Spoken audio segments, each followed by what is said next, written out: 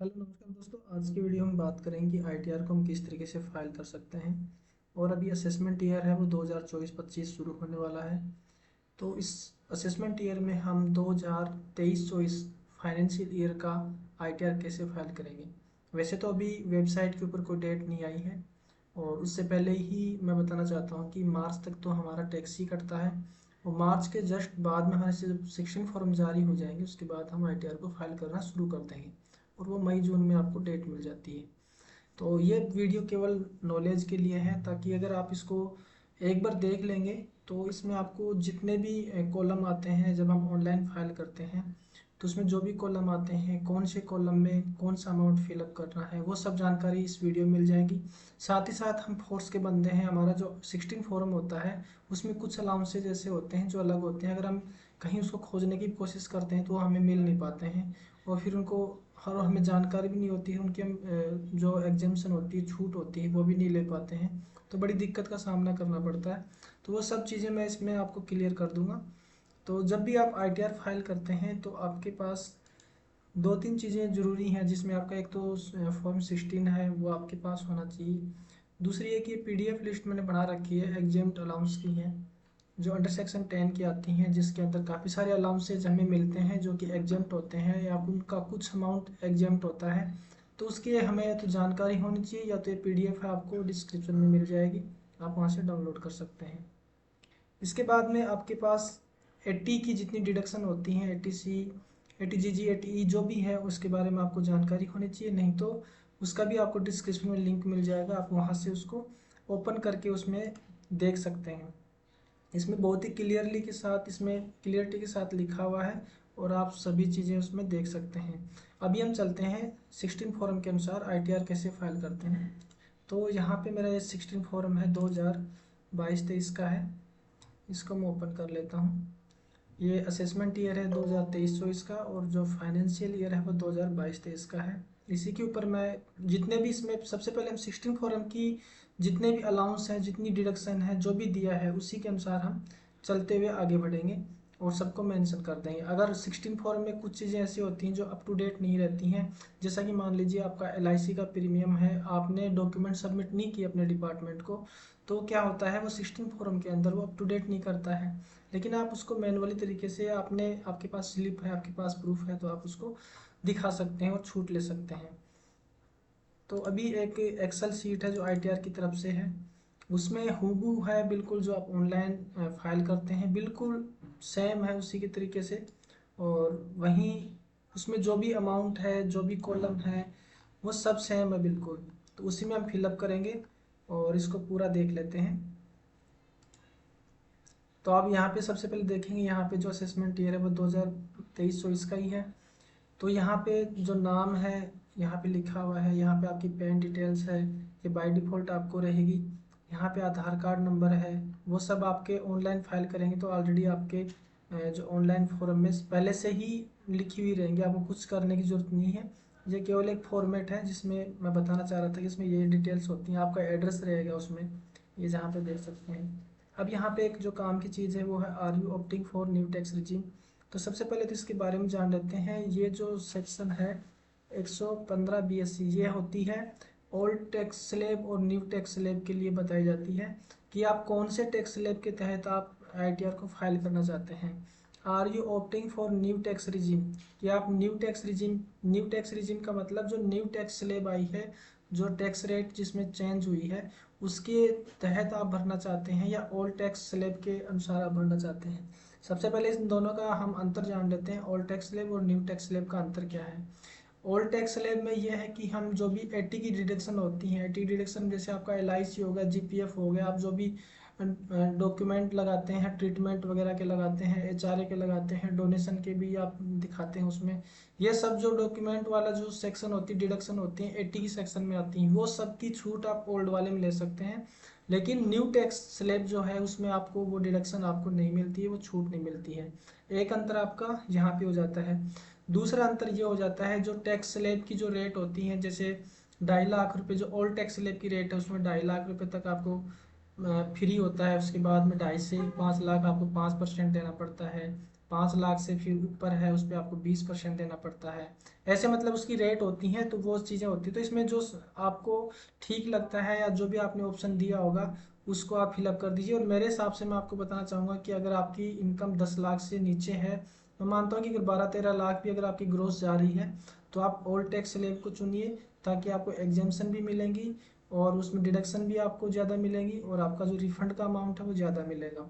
और new tax slab में आपको इतना अमाउंट नहीं मिल पाएगा। तो यहाँ पे मैंने ऑल टैक्स स्लैब सेलेक्ट कर लिया है और नो कर दिया है यहाँ पे। इसके बाद में जो नीचे है इसको आपको बाय डिफ़ॉल्ट छोड़ देना है, इसको कोई छेड़ने की जरूरत नहीं है। यहाँ पे आपका मेल एड्रेस है, मोबाइल नंबर डिटेल्स रहेगी।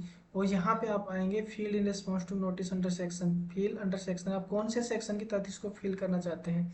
तो इसमें आपको कई सेक्शन मिलेंगे, जैसे इसमें 139(1) ऑन या बिफोर ड्यू डेट, तो हम दिखाएंगे ऑन और बिफोर ड्यू डेट, यानी कि जो last date income tax department की तरफ से मिलती है उससे जस्ट पहले हम फिलअप कर रहे हैं, तो ये वाला ही हमें सिलेक्ट करना है 139(1).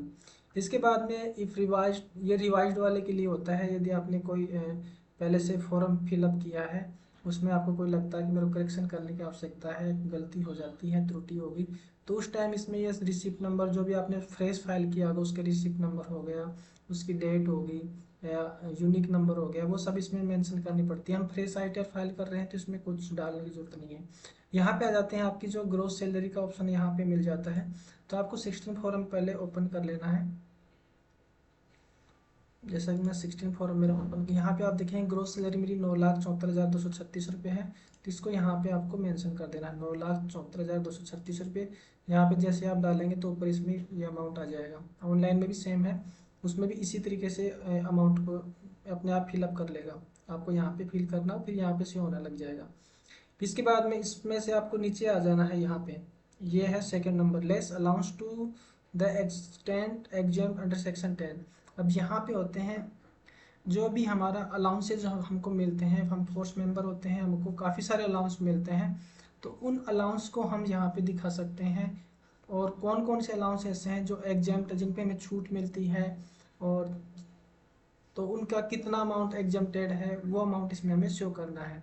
तो सबसे पहले आप जाएंगे यहाँ पे अपने 16 फॉर्म पे चलेंगे। जैसा कि यहाँ पे देखिए आप, यहाँ 2 नंबर में लिखा है less allowance to the extent exam under section 10। तो यहाँ पे सबसे पहले ड्रेस अलाउंस है वो 10,000 रुपये का अमाउंट है। अब हमें पता होना चाहिए कि ड्रेस अलाउंस है कौन से सेक्शन के अंदर आता है। तो उस सेक्शन के लिए हमें एक पीडीएफ ओपन करनी पड़ेगी जो कि एग्जाम्प्टेड अलाउंस की है। तो यहाँ पे आप देखेंगे, नीचे स्क्रॉल डाउन करता हूँ तो यहाँ पे देखिए 28 नंबर सीरियल नंबर है, यूनिफॉर्म अलाउंस है, वो अंडर सेक्शन 1014(1) में आता है और ये फुली एग्जाम्प्ट होता है। आप देख लीजिए इसमें बिल्कुल क्लियरली लिखा हुआ है। तो इस अमाउंट को हमें यहाँ पे डाल देना है। सेक्शन कौन सी बताई थी, 1, यहाँ पे देखिएगा 114(1), इसको सिलेक्ट करना है और यहाँ पे जो भी आपका अमाउंट था उसको फिलअप कर देना, जैसे हमने इसमें अमाउंट डाल दिया है। इसके बाद हम दोबारा से चलते हैं हमारी 16 फॉर्म के ऊपर। यहाँ पे देखेंगे स्टैंडर्ड डिडक्शन शो हो रही है। तो स्टैंडर्ड डिडक्शन है वो इसमें ऑलरेडी पहले से ही मेंशन रहता है बाय डिफ़ॉल्ट, जैसा कि आप देखेंगे। आप ऑनलाइन फॉर्म भी फाइल करेंगे तब भी आपको यहाँ पे बाय डिफ़ॉल्ट ही मिलेगा, इसमें आप एडिट नहीं कर सकते। आपको गवर्नमेंट वैसे ही दे रही है 50,000 रुपये की डिडक्शन। इसके बाद में आप दोबारा चलते हैं 16 फॉर्म के ऊपर। यहाँ पे एक मेरा अमाउंट है रिकवरी का दिया है, इसमें 2484 रुपये का दिया है। तो कुछ अमाउंट ऐसा होता है कि जो हमें मिल जाता है लेकिन गवर्नमेंट है, आपका जो डिपार्टमेंट है वो उसको अमाउंट की रिकवरी कर लेती है। तो अगर आपकी रिकवरी हो जाती है, जो अमाउंट आपको मिला और उसको वापस वो ले लेती है आपका डिपार्टमेंट, तो उसमें हमें टैक्स देने की ज़रूरत नहीं। जैसा कि मेरा 2484 रुपये है वो रिकवर हुआ है। तो इस अमाउंट को हम कहाँ दिखाएंगे, इसकी कोई सेक्शन नहीं होती है, लेकिन आप इसको यहाँ पे मेंशन कर सकते हैं।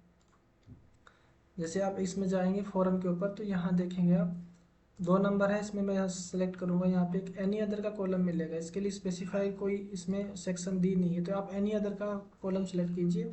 यहाँ पे आपको लिख देना है किस पर्पज़ का अमाउंट आप यहाँ पे शो कर रहे हैं, और यहाँ पे जो भी आपका 2484 है तो मैं इसमें 2484 इसमें शो कर दिया हूँ। इसके बाद में हम दोबारा से अपने 16 फॉर्म पे चलते हैं। तो इसमें और कोई मेरा अमाउंट नहीं बचा है, लेकिन इसमें एक लिखा हुआ है एचआरए भी लिखा हुआ, अगर आपको एचआरए मिलता है तो उसको आप दिखा सकते हैं। सीए का अमाउंट है, सीए वाला अमाउंट आप दिखा सकते हैं। अब चलते हैं हम एग्जाम्प्ट अलाउंस लिस्ट पे, इस पर थोड़ा सा बता देता हूँ आपको कौन कौन से ऐसे अमाउंट है जिनको आपको उसमें शो करना है। अब देखिए यहाँ पे गैलेंट्री अवार्ड है, हम फोर्स के बंदे रहते हैं तो हमारे को गैलेंट्री अवार्ड, काफ़ी सारे भाइयों को गैलेंट्री अवार्ड मिल रखा, पीएमजी, पीपीएमजी, शौर्य चक्कर। तो वो फुली अमाउंट उसका एग्जम्प्टेड है, और उसके लिए सेक्शन है सिलेक्ट करना है आपको, अंडर सेक्शन 10 की 18 सेलेक्ट करना है, और उस अमाउंट को आपको इसमें शो कर देना है। ठीक है, अब यहाँ पे आप देखेंगे तो आपको पता लगेगा कि यहाँ पे ऐसी कोई सेक्शन दी नहीं हुई है।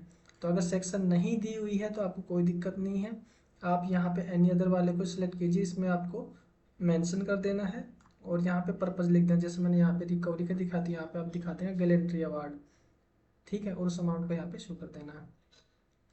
इसके बाद में जैसे इसमें एक लीव ट्रेवल कंसेशन एलटीसी का है, एलटीसी वाला अमाउंट अगर आपने इस फाइनेंशियल ईयर में अगर आपने खर्च किया, जैसे मैं इसमें 2023 इसका फिलअप कर रहा हूँ, तो 2023 इसमें अगर मेरा कोई एलटीसी का अमाउंट है तो उसको अगर जितना भी एक्चुअल एक्सपेंडिचर हुआ है उसको हम इसमें दिखा सकते हैं। अंडर सेक्शन 10 की 5 को सिलेक्ट करके उसमें आपको वो अमाउंट शो कर देना है। इसके बाद में ये फॉरेन अलाउंस अगर मिलता है किसी को, जो आर्मी वाले हैं उनको मिलते हैं ये, तो वो वाला अमाउंट भी इसमें आप दिखा सकते हो। इसके बाद में आप नीचे जाएंगे, यहाँ पे है एचआरए का भी है, जैसे मैंने पहले बताया था एचआरए का उसमें दिखा रखा है। एचआरए का अमाउंट भी आप यहाँ दिखा सकते हो, उसके लिए आपको सेक्शन अंडर सेक्शन 10(13)A आपको सिलेक्ट करना है इसमें। यहाँ पे अंडर सेक्शन जैसे इसमें दिखा देता हूँ आपको, 13A आपको सिलेक्ट करना है, जैसा कि इसमें दिखा रखा है 10(13)A। इसके ऊपर आपको उस एचआरए के अमाउंट को आप इसमें शो कर सकते हो। इसमें अगर आपको रो ऐड करनी है तो यहाँ पे ऐड रो पे आप जा सकते हो, ऑनलाइन भी जाएंगे तो उसमें भी आपको एक आइकन शो होगा, उसमें आप प्लस करके उसमें और इसमें जो कॉलम है उसको ऐड ऑन कर सकते हो। इसके बाद में हम चलते हैं नेक्स्ट, सीए का अमाउंट है। अब सीए है वो अंडर सेक्शन 10(14)(2) के अंदर आता है, और इसमें है 100 रुपये पर मंथ के हिसाब से आपको एग्जामेशन मिलती है एक बच्चे के ऊपर। अगर 2 बच्चे हैं तो आपको 200 रुपये पर मंथ हो जाएंगे, और एक साल के आपके 2400 रुपये हो जाएंगे, एक बच्चे पे 1200 रुपये हो जाएंगे। इसके बाद में हॉस्टल सब्सिडी अगर आपको मिलती है तो आपको एक बच्चे पे 300 रुपये पर मंथ, कुल मिला के एक साल के 3600 रुपये, और अगर 2 बच्चे आपके हॉस्टल सब्सिडी मिल रहा है उनकी, तो आपको 7200 रुपये की एग्जामेशन मिल जाती है। उस अमाउंट को आप उसमें शो कर सकते हैं। कौन सी सेक्शन में दिखाएंगे, अंडर सेक्शन 10(14)(2) के अंदर आप उसको शो करेंगे। इसमें आप देखेंगे तो यहाँ पे आपको मिल जाएगी, यहाँ पे जाइए आप, अंडर सेक्शन 10(14)(2) देखिए यहाँ पे है, इसमें आप उस सी वाले अमाउंट को शो कर सकते हैं। इसके बाद में हम नेक्स्ट चलते हैं जो हमारे काम का है, इसमें यहाँ पे देखिएगा ये है 23 नंबर सीरियल नंबर, ये बहुत काम का है, बहुत से मेंबर्स हमारे फोर्स मेंबर लगभग को मिलता है। मैं बोलता हूँ कि 80% व्यक्तियों को ये वाला अलाउंस मिलता है, लेकिन हम उसको दिखाते नहीं है, हमको जानकारी नहीं है, और इसकी बजाय हम कुछ और अमाउंट दिखा देते हैं और फिर नोटिस आ जाता है। तो ये वाला अमाउंट है highly active field area allowance. मान लीजिए आप किसी भी जगह ड्यूटी कर रहे हैं जो डिस्टर्ब इलाके के नाम पे, यानी कि रिस्क के ऊपर आपको किसी प्रकार का अलाउंस मिलता है। जैसे मान लीजिए हमारे सीआरपीएफ के जो मेंबर होते हैं उनको रिस्क अलाउंस मिलता है, कोबरा अलाउंस मिलता है, अदर पैरामिलिट्री फोर्स के जो आईटीबीपी, बीएसएफ हो गया, एसएसबी होगी, उनको कुछ अलग अलाउंस मिलेगा। तो वो सब अलाउंस इसमें आप दिखा सकते हो। तो इसमें जैसे 4200 रुपये पर मंथ दिया है, तो एक साल के आपको 50,400 रुपये की एग्जेम्पशन मिल जाती है, जैसा कि ये मेरे को भी मिलती है। तो मैं इस अमाउंट को दिखा देता हूँ यहाँ पे, तो यहाँ पे मैं दिखाऊंगा 50,400 रुपये। ठीक है, 50,400 रुपये।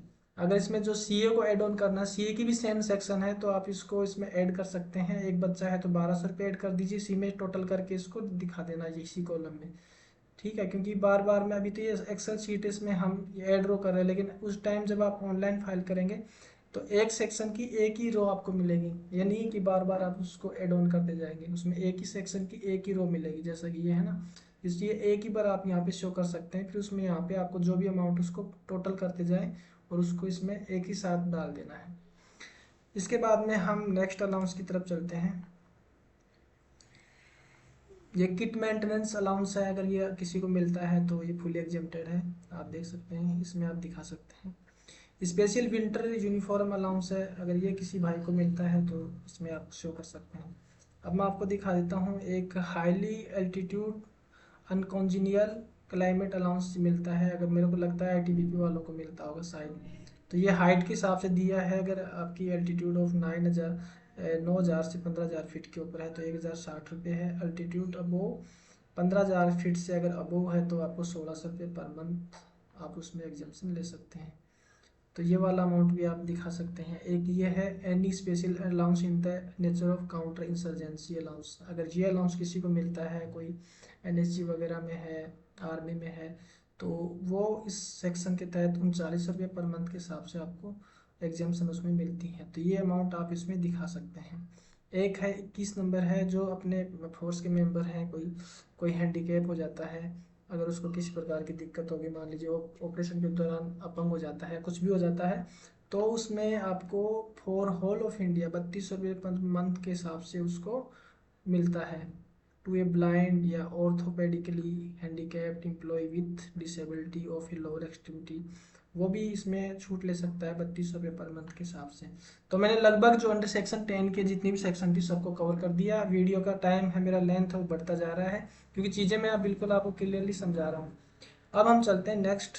यहाँ पे इतना अमाउंट हमने डाल दिया, कुल मिला के टोटल हमारे 62,884 रुपये का जो एग्जाम्पशन थी अंडर सेक्शन 10 की वो हो गई। अब यहाँ पे आने के बाद में नीचे आप स्क्रॉल डाउन करेंगे, इनकम फ्रॉम अदर सोर्स में अगर आपका कोई इनकम है तो यहाँ पे आप दिखा सकते हैं, जैसे कुछ सेविंग बैंक अकाउंट का है, deposit interest from deposit bank, post office, इसका कोई अमाउंट है तो ये सब उसमें आप दिखा सकते हैं। Interest from income tax refund, tax के ऊपर अगर आपको कोई इंटरेस्ट मिला है वो सब आप इसमें शो कर सकते हैं अगर है। वैसे हमारा कोई रहता नहीं, हम इसमें कुछ ऐड ऑन करते नहीं है। अब नीचे चलते हैं, 80C की डिडक्शन, जो 80 की डिडक्शन है उसमें आ जाते हैं। सबसे पहले 16 फॉर्म के अनुसार इसको फिलअप कर लेते हैं जल्दी से। यहाँ पे देखेंगे आप 80 के अंदर, देखिए मेरी जितनी भी सेक्शन थी जिसमें 80C के अंदर आप देखेंगे जीपीएफ डीसीपीएस 68,454 रुपये। इसके बारे में आपको पहले बता देता हूँ। जो 2003 से पहले के जो 2003 लास्ट तक जो भर्ती हुए हैं उनको तो पेंशन लागू है। आर्मी वाले हैं या एयरफोर्स है, जो मिलिट्री वाले हैं उनको तो पेंशन सबको लागू है। लेकिन पैरामिलिट्री फोर्स के जो कार्मिक 2003 लास्ट तक भर्ती हुए हैं और जो 2003 के बाद भर्ती हुए हैं उनको पेंशन लागू नहीं है। उनका एक एनपीएस का अमाउंट करता है जो कि डीसीपीएस के नाम से जाना जाता है। तो उस अमाउंट को आप यहाँ पे शो कर सकते हैं 80C के अंदर। इस अमाउंट में जैसे इसमें दिखाया 68,454 रुपये। 68,454 रुपये की कैलकुलेशन इस तरीके से होती है। आपकी जितनी बेसिक होती है उसमें आप एड ऑन कर दीजिए, डीए को ऐड कर दीजिए। जैसे मान लीजिए आपकी बेसिक सैलरी है 40,000 रुपये और उसके ऊपर जो अभी आज वर्तमान में जो डीए की परसेंटेज चल रही है उसको आप उसमें ऐड करके और उसका 10% निकालेंगे तो ये वाला अमाउंट निकलेगा। तो इस अमाउंट को आपको इसमें दिखा देना है 80C के कॉलम में। प्लस इसमें एक अलग दिया है, जीआईएस का एक कॉलम दिया है, तो जीआईएस वाले को भी इसमें ऐड ऑन कर देना। अगर आपकी कोई एलआईसी वगैरह है तो उसको भी आप इसमें ऐड कर सकते हैं और इनको सबको टोटल करके आप इसमें दिखा दें। यहाँ पे जैसा कि इसमें मैंने दिखा रखा है 1,08,362 रुपये बनते, वो मैंने यहाँ पे शो कर दिया है। इसके साथ अभी मैं आपको बता दूं कि 80C के अंदर आप कौन कौन सा अमाउंट और शो कर सकते हैं। 80C के अंदर आप लाइफ इंश्योरेंस कर सकते हैं, प्रोविडेंट फंड, पीएफ का कर सकते हैं। जो जीपीएफ भी अगर आपका करता है, जो 2003 तक के भर्ती हैं उनका भी जीपीएफ करता है, तो जीपीएफ का अमाउंट भी आप इस इमेज दिखा सकते हो। आप कितना भी जीपीएफ उसमें आप चाहे कटवाओ, लेकिन आपको 1,50,000 की ही डिडक्शन मिलती है। 80C के अंदर टोटल डिडक्शन है 1,50,000 रुपये की। 80C के साथ में 2 सेक्शन और इंक्लूड उसी के साथ 80CCC 80CCD1, इन तीनों को मिला के 1,50,000 रुपये आपको टोटल छूट मिलती है। इसके बाद हम नेक्स्ट चलेंगे तो सेक्शन 80CCD1 भी है और यहाँ पे मैंने ये सब फिलअप कर दिया है। तो अभी 16 फॉर्म का पहले देख लेते हैं, 16 फॉर्म को क्लियर कर लेते हैं। यहाँ पे 16 फॉर्म में यहाँ नीचे आएंगे तो यहाँ पे एक अमाउंट और करता है, डीसीपीएस मैचिंग गवर्नमेंट कंट्रीब्यूशन। इसके बारे में भी आपको बता देता हूँ। एक गवर्नमेंट कंट्रीब्यूट करती है, एक आप खुद से कंट्रीब्यूट किए हो जो कि यहाँ पे मेंशन किया है, ठीक है। अभी गवर्नमेंट भी कंट्रीब्यूट करती है आपका, जो जिनको पेंशन लागू नहीं है, जिनका एनपीएस में अमाउंट जाता है, तो उनके लिए खुद की तरफ से तो कंट्रीब्यूशन रहता ही है, खुद तो जमा करते ही हैं। उसकी जो फिक्स है 10% की रेट से डिडक्ट होता है और उसको एनपीएस अकाउंट में जमा कर दिया जाता है। लेकिन आपकी जो स्टेट गवर्नमेंट और आपकी सेंट्रल गवर्नमेंट के अगर आप कर्मचारी हैं तो वो भी आपका अलग से 14% आपकी बेसिक प्लस डीए का आपके एनपीएस अकाउंट में डिपॉजिट करती, वो वाला ये अमाउंट है। अब इस अमाउंट को हम कहाँ दिखाएंगे, 95,836 रुपये को, इस अमाउंट को हम यहाँ पे शो करते हैं। यहाँ पे देखेंगे 80CCD1B, सॉरी 80CCD2, 80CCD2 के अंदर उसको शो करते हैं। यहाँ पे लिखा है if the employer is central और state government, deduction limit of 14%। तो इस सेक्शन के अंदर आपको इस अमाउंट को दिखा देना है। 80 CCD 2 के अंदर जितना अमाउंट था उतना मैंने यहाँ पे शो कर दिया है। एक यहाँ पे एक कॉलम और बच जाता है जिसमें आपको एक एडिशनल उसमें आपको डिडक्शन मिल जाती है। यह है सेक्शन 80 CCD 1B। अगर आपने कोई ऐसा पेंशन का खाता आपने ओपन कर रखा है, कोई भी खाता आपने ओपन किया है जो पेंशन स्कीम में होता है, तो उसके लिए आप 50,000 रुपये की डिडक्शन ले सकते हो।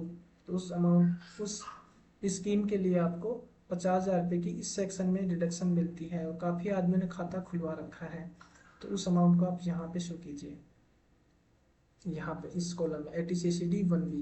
आप इसको डायरी में नोट कर लीजिए, नहीं तो वीडियो को जब भी आप दोबारा से देखेंगे तो आप मेंशन कर लेना उसको, कोई दिक्कत नहीं है। आप नोट कर लें, यही कॉलम आपके सामने रहेंगे, बिल्कुल एग्जैक्ट यही कॉलम मिलेंगे, आपको कोई भी अंतर नहीं मिलेगा।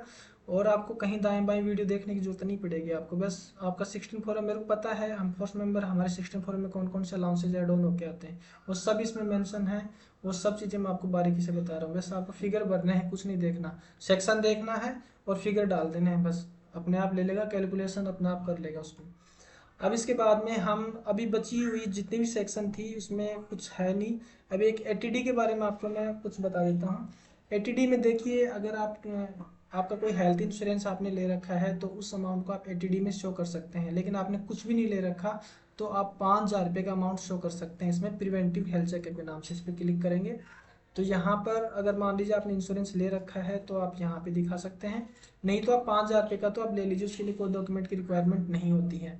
अब इसमें हेल्थ इंश्योरेंस का अगर आपने ले रखा तो कितना अमाउंट आपको उसमें डिडक्शन मिलती है, छूट मिलती है, तो वो आपको मैं बता देता हूँ यहाँ पे। यह है एटीडी का, इसमें आपको मिलती है 25,000 रुपये की। अगर सेल्फ खुद के लिए, स्पाउस और डिपेंडेंट चिल्ड्रन आपके बच्चे और आपकी पत्नी के लिए आपको 25,000 रुपये की इसमें डिडक्शन मिलती है। अगर सीनियर सिटीजन है तो if any person is senior citizen तो आपको 50,000 रुपये की मिल जाती है, और ये 5,000 रुपये फिर इसी में इंक्लूड हो जाएंगे। ठीक है, अगर पेरेंट्स हैं उनके लिए भी सेम है 25,000, और सीनियर सिटीजन है तो 50,000 रुपये इसमें आप दिखा सकते हैं। तो यही है इसमें, इस वाले अमाउंट को आप उसमें शो कर सकते हैं अगर आपने हेल्थ इंश्योरेंस लिया है तो। अगर आप इसमें ज़्यादा अमाउंट डालेंगे तो भी वो 50,000 रुपये तक की आपको लास्ट देगा।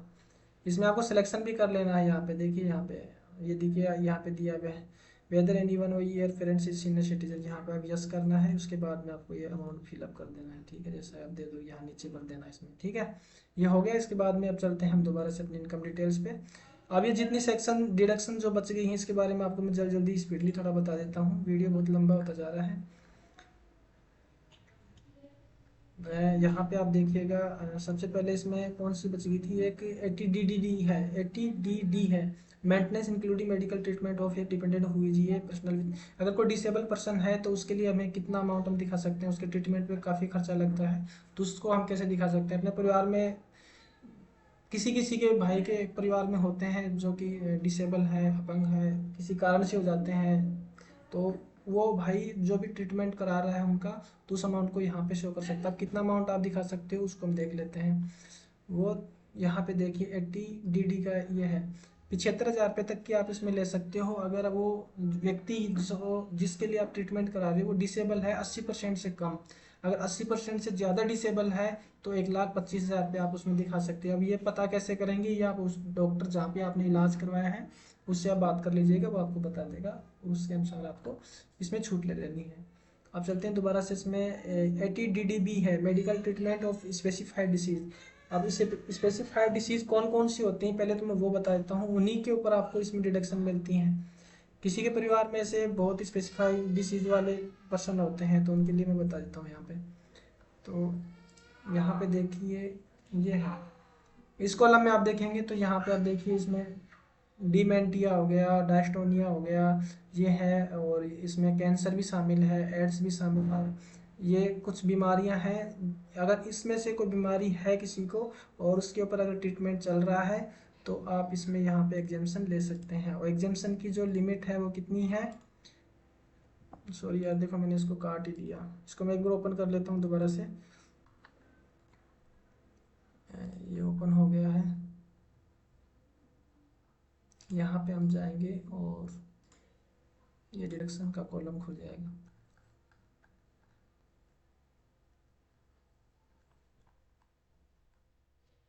ये है 80 DDB deduction toward payment made toward medical treatment of self independent for specified disease, आपको 40,000 रुपये तक की मिलती है। अगर सीनियर सिटीजन है तो 1,00,000 रुपये तक आप उसमें डिडक्शन ले सकते हैं। इसके बाद नेक्स्ट चलते हैं। नेक्स्ट में है यहाँ पे 80E, अगर आपने एजुकेशन के लिए लोन ले रखा है तो उस अमाउंट को आप यहाँ पे शो कर सकते हैं।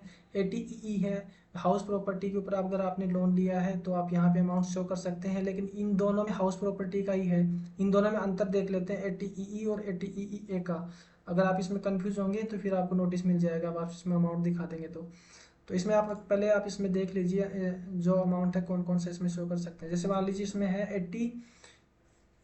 80EE है, यहाँ पे देखिए आप, ये लोन जब आपने जब हाउस प्रॉपर्टी पे लोन लिया है उसकी सैंक्शन की जो डेट होनी चाहिए 1 अप्रैल 2016 से 31 मार्च 2017 के बीच में अगर सैंक्शन है तो आप 50,000 रुपये तक की डिडक्शन ले सकते हैं इस सेक्शन में।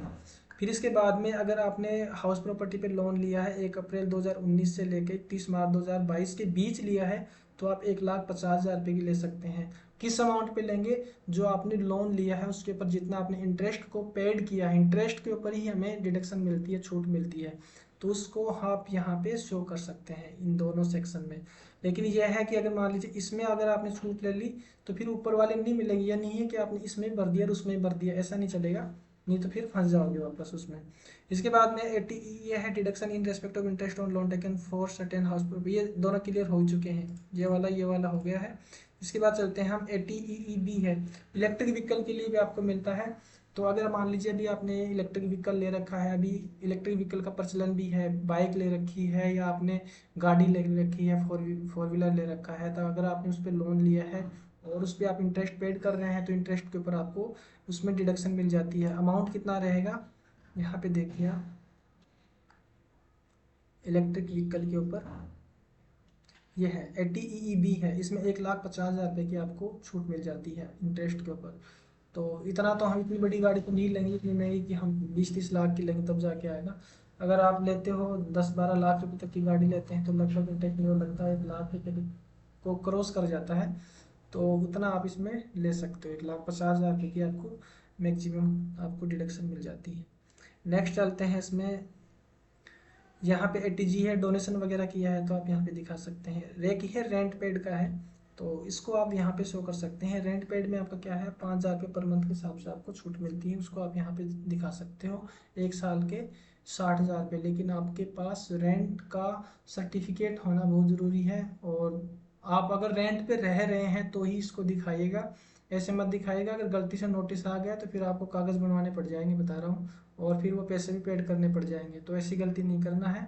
अगर आप रेंट पे हैं तो ही करना है, ऐसा नहीं है कि आप रेंट पे रहते ही नहीं हैं, चारे भी ले रहे हैं गवर्नमेंट से जिस डिपार्टमेंट ड्यूटी कर रहे हैं, और फिर ऊपर से आप रेंट का भी इसमें अमाउंट शो कर रहे हैं, तो वो गलत है, इसको नहीं करना है, ठीक है।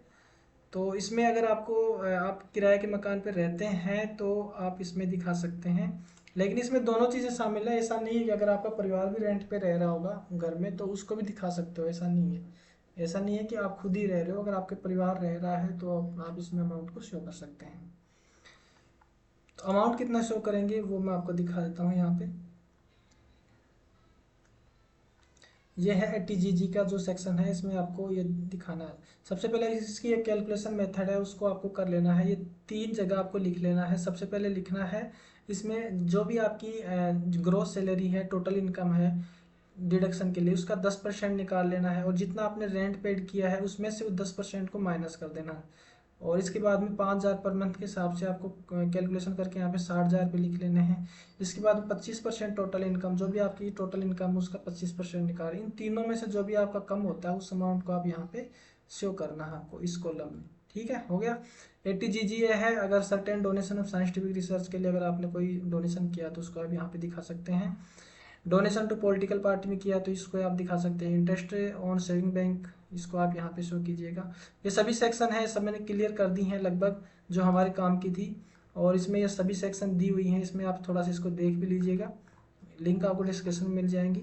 अब हम आगे बढ़ते हैं, वीडियो बहुत लंबा हो गया है अभी यहाँ पे आप देखेंगे तो यहाँ देखेंगे कि आपका टैक्स जो आपको पेड करना पड़ रहा है इस इनकम के ऊपर कितना देना पड़ रहा है, 12,475 पे आपको टैक्स देना पड़ रहा है। अब कुछ भाइयों का ये क्वेश्चन रहता है, बोला सर हमें तो हमारा पूरा आप जितना रिफंड है वो पूरा करवाना है सर, कैसे होगा, कैसे करवाएं, किससे भरवाएं। तो भाई देखो, ऐसी गलती नहीं करनी है। अगर आप किसी से भी भरवाएंगे तो आपको खुद ही दिक्कत में हो जाएंगे पहली बात तो, और गलत तरीके से अमाउंट भराएंगे तो दिक्कत में रहेंगे। तो आपको मैंने इतनी चीज़ें बता दी, इतने कॉलम बता दिए, आपको जानकारी दे दी, क्योंकि आप जानकारी के अभाव में जो आपके ट्रीटमेंट वाले अमाउंट है, एचआरए का अमाउंट है, रेंट पेड का है, आपने कोई डोनेशन भी किया होगा तो उस अमाउंट को आप शो नहीं कर पाते हो। तो ये सब मैंने इसमें क्लियर कर दिया। आप उसको शो कीजिए, आपका अपने आप आ जाएगा। देखिए यहाँ पे मैंने ग्रोस कितनी डाली थी, यहाँ पे 9,11,352 रुपये डाली थी। इसके बाद में इसमें से कम करते करते इसको मैंने यहाँ तक मैं लेके आ गया, कितने रुपये भी लेके आ गया, लेकिन 9,74,000 था। इसमें मैंने कुछ अलाउंसेस जो अंडर सेक्शन 10 की जो एग्जामेशन थी वो मैंने इसमें शो की है। ये तो मेरी इतनी है, आप लोगों की क्या पता इससे ज़्यादा हो सकती है, आपकी रिकवरी ज़्यादा हो सकती है। उसको आप शो करेंगे तो ऑटोमेटिकली कम हो जाएगा। जैसे यहाँ पर 62,000 रुपये मैंने कम किए, तो इसके बाद 50,000 रुपये मैंने कम कर दी, तो मेरा 8,61,000 रुपये हो गए। फिर मैंने 80 की जितनी भी डिडक्शन थी उनको मैंने मेंशन किया, तो कुल मिला के मैंने वहाँ से भी इसमें 2,69,000 रुपये कम किए, तो मेरे 5,92,000 आ गए। लेकिन आपका हो सकता है इसमें ट्रीटमेंट का अमाउंट होगा, उसको आप शो करेंगे, और जो आपके अंडर सेक्शन 10 की जितनी भी एग्जामेशन उसमें आप अमाउंट को शो करेंगे, तो ऑटोमेटिकली 5 लाख से नीचे अमाउंट आ जाएगा। अगर आपका 4,99,999 रुपये भी हो जाता है तो इसके बाद आपको फुली एग्जाम्प्ट है, आपको कोई टैक्स देने की जरूरत नहीं, वो अपने आप ही आपका पूरा रिफंड हो जाएगा, फुली रिफंड होगा आपको। लेकिन ये सब आपके पास होना चाहिए, इनके प्रूफ होने चाहिए, इन सब को फिलअप कीजिए। आपको पूरी जानकारी दे दी। अगर आपकी 10 लाख तक की ग्रॉस सैलरी है और ये सब आपको पता है, आपके परिवार में ऐसी दिक्कतें चल रही हैं, ये सब के डॉक्यूमेंट आपके पास है, तो आप पूरा रिफंड करवा सकते हो। इसलिए मैंने थंबनेल में भी डाल रखा है कि आप पूरा रिफंड कैसे करें, वो मैंने इसमें बता दिया है। अब इसके बाद जो आपको टैक्स जो पेड करना है वो 12,475 रुपये आपको पेड करने हैं। जो बाकी बचा हुआ टैक्स वो आपको रिफंड हो जाएगा। अब टीडीएस पे चलते हैं।